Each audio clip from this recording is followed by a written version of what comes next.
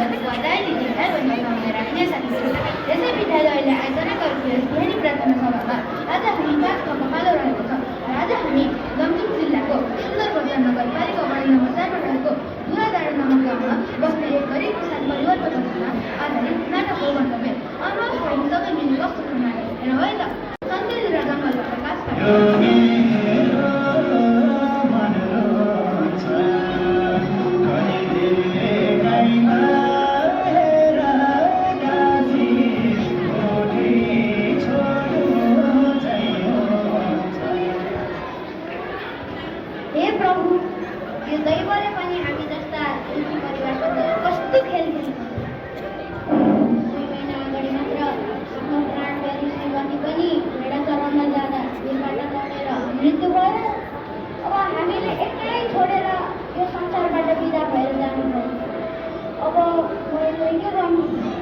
भेडीगत पनि सम्हाल्नै पर्यो, घरको काम पनि सम्हाल्नै पर्यो र छोरीले पनि पढाउनु पर्यो।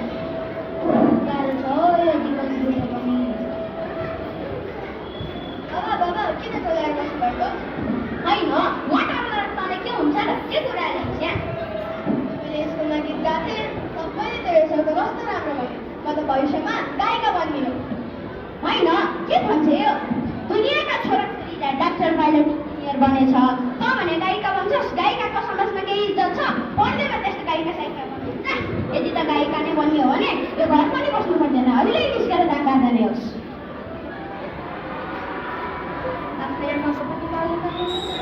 बाउले साथ दिएपछि यस्तोमा कसरी बस्नु? होइन है संस्कृति चला बसेर कता किन्ने? ए नभए म त घरबाट निकालिएकी छु नि। घरमा बाउलाई के गायिका बन्छु भनेर भन्की थिएँ, घरमा त बस्नै दिएन। त्यही भएर काठमाडौँ सहरतिर हिँडेँ कि। तर हेर्न छोरीमा पनि 300 रुपियाँ मात्र छ, गाडी भाडा पनि पुग्ने कि नै थाहै छैन। अचम्म भएछ त। अब त कसरी नि सहरतिर जानु भए राम्रोसँग 1000 रुपियाँ लैजा छ नि, म गाडी चढ्ने ठाउँसम्म पुऱ्याइदिन्छु। सम्पर्कमा रहनु नबिर्सिनु है।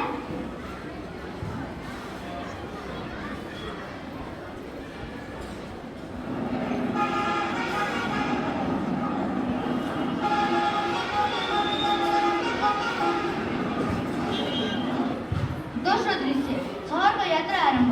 भोलिपल्ट बिहान संस्कृति राजधानी सहर पुग्छ। गाडीबाट ओर्लेर बाटोमा हिँड्दै गर्दा एकजना व्यक्तिले उनलाई बोलाउँछ। ए नानी नानी। हजुर अङ्कल। तिम्रो नाम के हो अनि यस्तो हातमा कहाँबाट आइदिनु? मेरो नाम संस्कृति दुरा हो अङ्कल, अनि म यहाँ धुराडाँडाबाट आएँ नि। धुराडाँडा होइन, बुबाको नाम भन त नानी। सन्ते दुरा। सन्ते त मेरो बाल्यकालको मिल्ने साथीको हो नि। ल ती त आफ्नै जन्मस्थल र साथीकी छोरी पो रहेछौ नि। ल भन त कसरी यहाँ आयो? स्कुलमा सबैले राम्रो छ भने काले बाबासँग घरमा गायिका बन्छु भनेर भन्थे थिएँ, घरमा बस्नै दिनु भएन, त्यसैले यहाँ आएँ कि। यस्तो त नगर्नु पर्ने हो सन्तेले, अन्तिम र पढाइ। मैले भर्खरै 12 कक्षा पास गरेँ अङ्कल, अनि हजुरले यहाँ के गर्नुहुन्छ नि? म यहाँ 20 वर्षदेखि क्याम्पस चलाउँदै आइरहेको छु। तिम्रो अवस्था देखेर मलाई असाध्यै लाग्यो। साथी त आफ्नै साथीले छोरी पो रहेछौ नि। त्यो हाम्रो क्याम्पस हो, त्यहाँ हामीले गीत सम्बन्धित ज्ञान कति गर्छौँ। मैले त्यहाँ नि शुल्क पढ्ने र बस्ने व्यवस्था मिलेको छु। बस है। छ नि अङ्कल, किन नबस्नु? यस्तो अवसर पाए त मलाई ढुङ्गा खेल्दा देउदा भेटाए जस्तो हुन्छ। ल अब मैले तिम्रो भना गरेर सबै व्यवस्था मिलाइदिन्छु।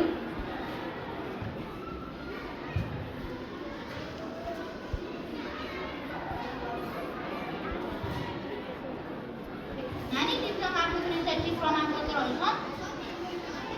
है झुक त।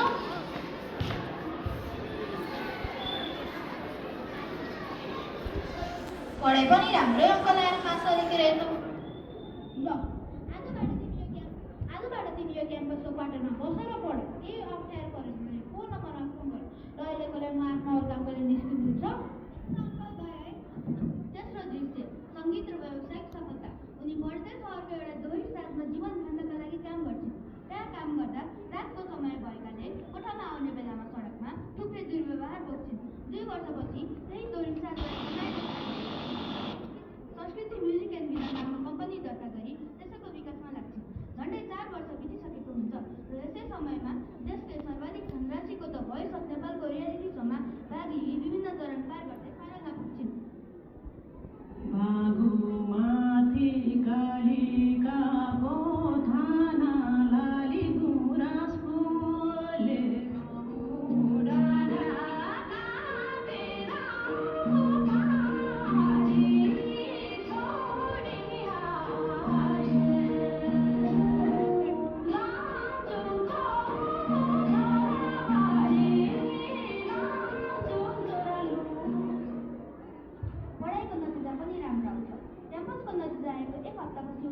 अफ नेपालको अवार्ड जितेको खबर देशव्यापी हुनुहुन्छ।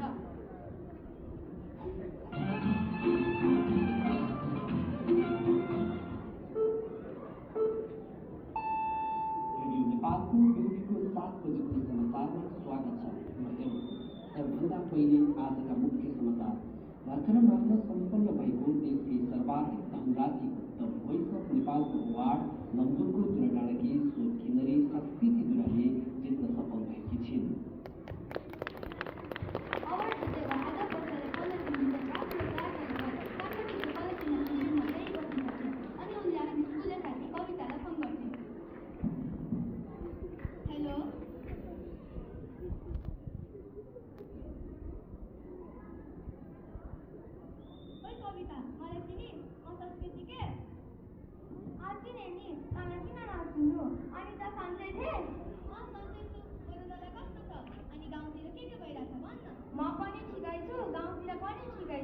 भर्खर ब्याङ्कर पढ्न पढिसक्यो, के गर्ने होला भइरहेको छ।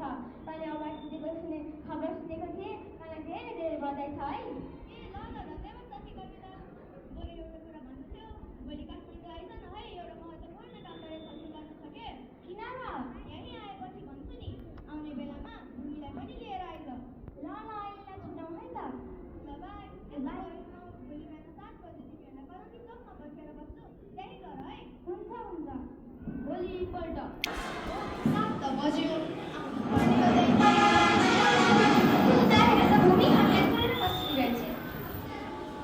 कविता र भूमि दुवैले खाता लगाएर अङ्कमान गर्दै संस्कृतिलाई बधाई दिन्छन्।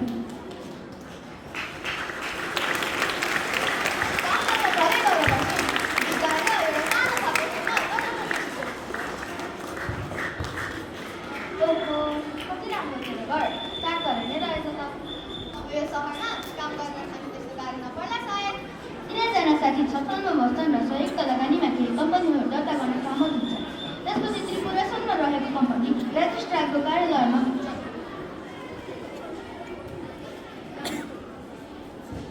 नमस्कार, के कविता ग्राउन्ड गरेर हामी एउटा कम्पनी दर्ता गर्नका लागि आएका हौँ। सबै प्रक्रिया पुरा गर्नुभएको र एकजना हस्ताक्षर र ल्यान्चेर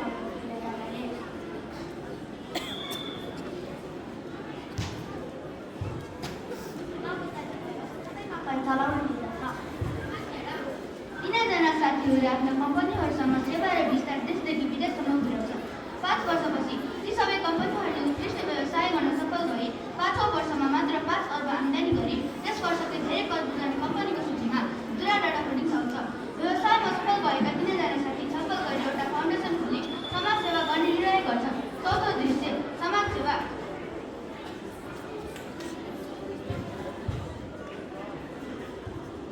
फाउन्डेसन पनि खोलियो। यही मार्फत यही सहयोग पनि गर्नुपर्छ। यही मान्छे चिनेका छौ तिमीहरूले? हाम्रो दुराडाँडामा लोक संस्कृति सङ्गठनमा संरक्षणमा लाग्नु भएको विकास गुरुङ भन्ने एक व्यक्ति हुनुहुन्छ। उहाँले गाउँको लागि ठुलो योगदान पुर्याउनु भएको छ। उहाँ मार्फत सहयोग गरौँ र? एकदम राम्रो कुरा गरिस् कविता। दुराडाँडाका समाजसेवी विकास गुरुङसँग आन्तरिक फोन सम्पर्कमा छलफल गरी भोलिपल्ट 11 बजे हेलिकप्टरमा उनीहरू गाउँको बैठक सभामा दान दिन पुग्छन्।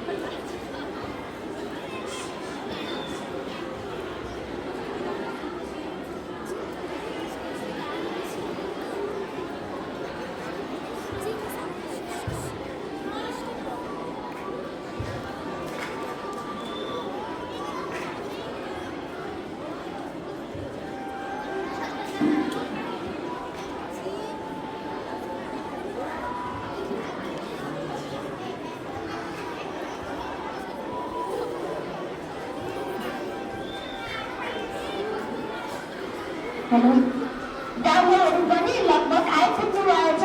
ओहो नानीहरू नमस्कार है, नमस्कार। आइपुग्नु भएछ। आइपुग्यौ नि।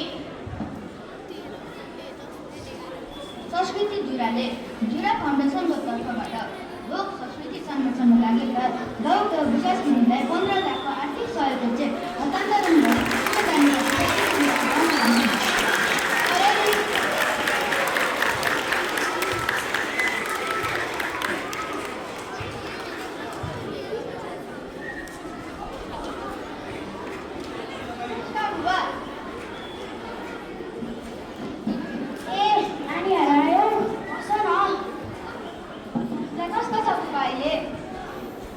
अब मलाई जानु भए खासै सम्झौता छैन छोरी मलाई माफ गर मैले तिमीलाई गाइका नहुँदैन भनेर घरबाट निकाले माफ गर छोरी केही छैन बुबा हजुरको एउटा सानो गल्तीले गर्दा नै मैले यत्रो ठुलो प्रगति गर्न सकेँ अब हजुरको सबै मेटाउने थिएँ र सुखले पाइने थिएँ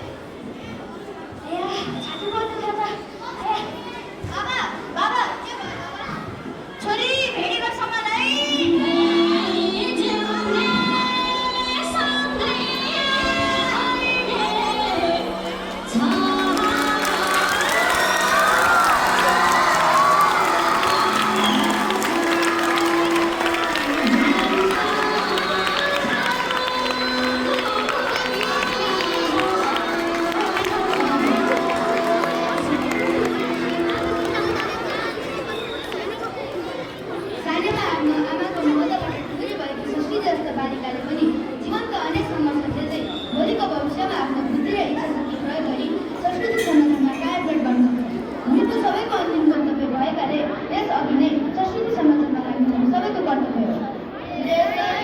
संस्कृति बाँचे देश बाँच्छ र देश बाँचे हामी बाँच्छौँ भन्दै बिदा हुन चाहन्छौँ